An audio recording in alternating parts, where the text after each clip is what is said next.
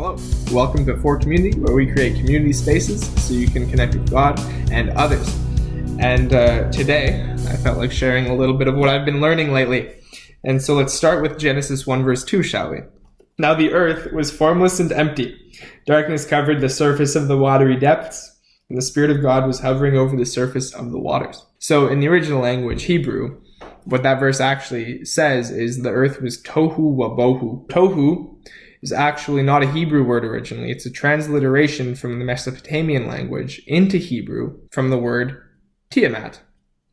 And Tiamat was a dragon sea serpent goddess who Marduk defeated in the Mesopotamian creation mythos. And so she's this dragon of chaos and meaninglessness. And Marduk defeats that meaninglessness, that chaos, the representation of a desert, and cuts it into pieces and creates the universe out of it. And so God is borrowing that culture that the Hebrews would have been very much a part of.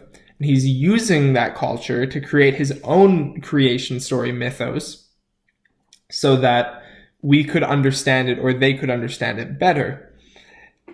And so Tohu is the embodiment of utter chaos, meaninglessness, like desert. Like it could literally be translated as like the desert. And Bohu is so that's like the sea counterpart. And then Bohu is the land counterpart to that. So Tohu is like, it's like the earth was like Leviathan, and Bohu is like the earth was like Behemoth. And so it's like everything was like Leviathan and Behemoth. It's scary, terrifying. There's no purpose to it. It's just like meaningless death and destruction everywhere. Okay, pretty good start. So that's why you have something like Psalm 74 verse 14, where it's like, you crushed the heads of Leviathan and fed his pieces to the creatures of the desert. That's very much, Mesopotamian creation mythos, if you ever heard it. Like Marduk defeats the dragon, the Leviathan, cuts it into pieces and creates the universe out of it. And so God does the same thing, essentially. He's borrowing it. So that's why in Job, when God's he's pleading his case to Job, or if you want to call it that, arguing with Job. And he's like, where were you at the beginning? Like, what do you know? Look at Leviathan. Look at it. It's huge. Look how strong, even its neck is so strong. Nothing can pierce any of it. Good luck trying to fight it. If you even came close to it, you'd remember. You would never forget that. Look at its massive teeth. Did I mention it breathes fire? It's like, what's God doing? Well, he's describing the thing that he defeated in order to create the universe. And that's cool. And so what that means is that in the rest of the Bible, when Leviathan is referenced, it's actually like a harbinger, or a signpost to here's a new creation. This is going to be the marking of something new and important for everyone. And so Isaiah's like, yeah, there's a light coming into the world, and we all recognize that light is God. And so God's coming into the world, and what's he going to do? Well, God is going to defeat the Leviathan. Okay, cool. So that means there's an important creation that's going to happen, a new creation. It's going to be so fundamentally important that it is rivaling the original creation of the universe. That is the only thing that even comes close to being as important as this new creation. People understood that very well, very, very well. And so Paul understood that, certainly. He's like, you're a new creation. That's his whole ministry almost. It's like, you're a new creation. Put off your old self. Put on your new self. Act as if you're something worth God recreating the universe for. Because you are, that's it. That's the point. And so Paul recognized it, and Mary recognized it, certainly. And God recognizes it almost like it's part of his being. It's like he recognized it. So when Mary and God make a new creation, it's like they're defeating Leviathan together. And so God comes alongside Mary, and Mary comes alongside God, and they make Jesus. And Mary doesn't hide Jesus from the rest of humanity.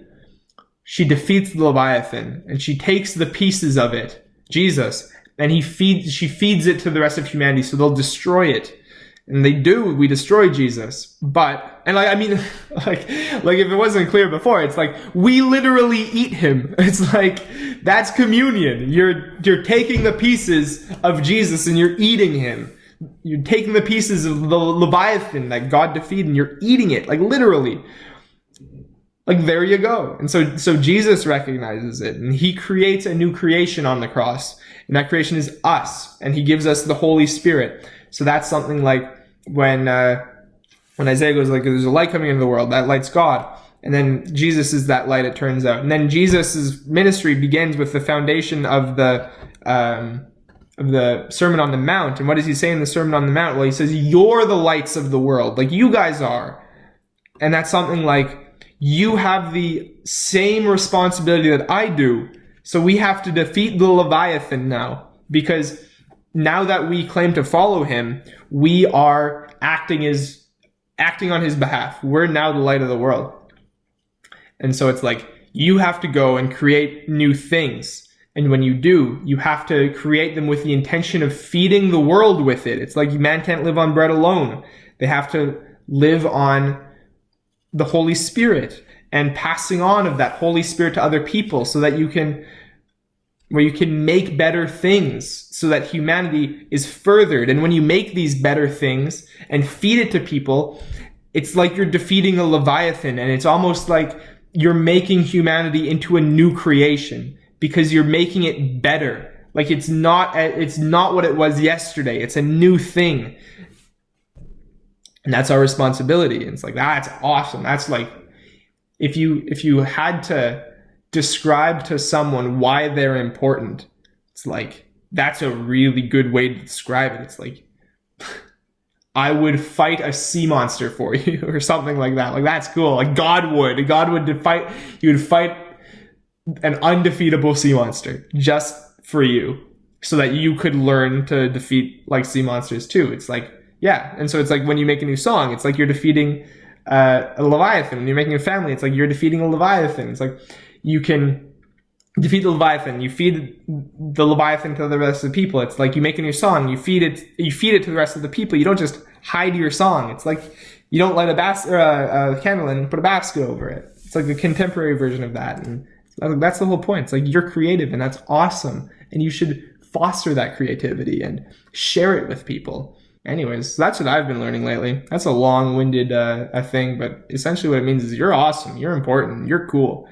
If this is your first time joining for community, then feel free to drop a comment. Let us know that you would like to join us on Sundays at 10:30 Eastern Time. Every Sunday we have a Zoom meeting, and we talk about our weeks and what we believe. And it's like, if you're a Christian, that's great. If you're not a Christian, that's great. If you're whatever you want, share your beliefs. We love to hear it. I mean, this whole thing has been about like Mesopotamian mythology, so obviously it's like you gotta be pretty open or something. So thank you for listening. I hope you have a beautiful day, beautiful week, and God bless.